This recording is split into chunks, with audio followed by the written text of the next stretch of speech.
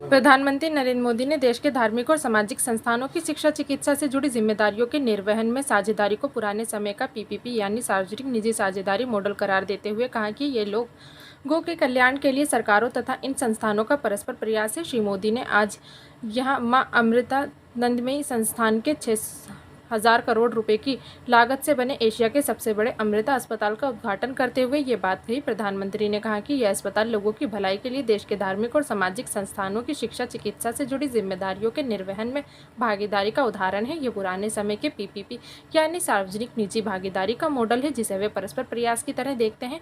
उन्होंने कहा कि केंद्र, राज्य और विभिन्न संस्थानों की भागीदारी से देश के प्रभावशाली पीपीपी मॉडल तैयार हो रहा है। उन्होंने कहा, मैं इस मंच से आह्वान करता हूँ अमृता हॉस्पिटल का ये प्रकल्प देश की दूसरी सभी संस्थानों के लिए एक आदर्श बनेगा, आदर्श बनकर उभरेगा। हमारे कई दूसरे धार्मिक संस्थान इस तरह के इंस्टीट्यूट चला रहे हैं, कई संकल्पों पर काम कर रहे हैं। हमारे प्राइवेट सेक्टर पीपीपी मॉडल के साथ साथ आध्यात्मिक प्राइवेट पार्टनरशिप को भी आगे बढ़ा सकते हैं, ऐसी संस्थाओं को संसाधन उपलब्ध करवाकर उनकी मदद कर सकते हैं। श्री मोदी ने कोरोना महामारी से निपटने में समाज के हर वर्ग, हर संस्था, हर सेक्टर के प्रयास का उल्लेख करते हुए कहा कि इसका नतीजा सबने देखा है। उन्होंने कहा कि देश के इस मॉडल ने कोरोना की वैक्सीन को लेकर उठाए जा रहे सवालों के बीच दुष्प्रचार और अफवाहों का दरकिनार करते हुए टीकाकरण अभियान को सफल बनाया। इस बार लाल किले से मैंने अमृतकाल के 5 चरणों का एक विजन देश के सामने रखा है। इनमें से एक है गुलामी की मानसिकता का संपूर्ण त्याग। इस मानसिकता का जब हम त्याग करते हैं तो हमारे कार्यों की दिशा भी बदल जाती है। यही बदलाव आज देश के हेल्थ केयर सिस्टम में भी दिखाई दे रहा है। अब हम अपने पारंपरिक ज्ञान और अनुभवों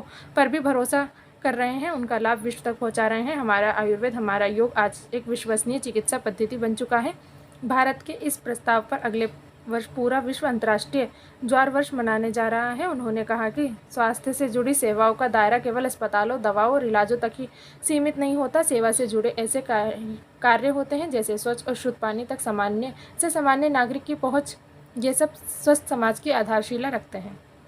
जल जीवन मिशन में हरियाणा के योगदान का उल्लेख करते हुए उन्होंने कहा, हरियाणा आज देश के उन अग्रणी राज्यों में से है जहाँ घर घर पाइप से पानी की सुविधा से जुड़ चुका है। इस तरह बेटी बचाओ बेटी पढ़ाओ में भी हरियाणा के लोगों ने बेहतरीन काम किया है। फिटनेस और खेल के विषय तो हरियाणा रगों में है, हरियाणा की मिट्टी में है, यहाँ के संस्कारों में है और तभी तो यहाँ के युवा खेल के मैदान में तिरंगे की शान बढ़ा रहे हैं। उन्होंने कहा, सही विकास होता ही वो है जो सब तक पहुँचे, जिससे सबको लाभ हो। गंभीर बीमारी के इलाज को सबके लिए सुलभ कराने की ये भावना अमृता अस्पताल की भी है। मुझे विश्वास है कि सेवा भाव का आपका ये अमृत संकल्प हरियाणा के, दिल्ली एनसीआर के लाखों परिवारों को आयुष्मान बनाएगा।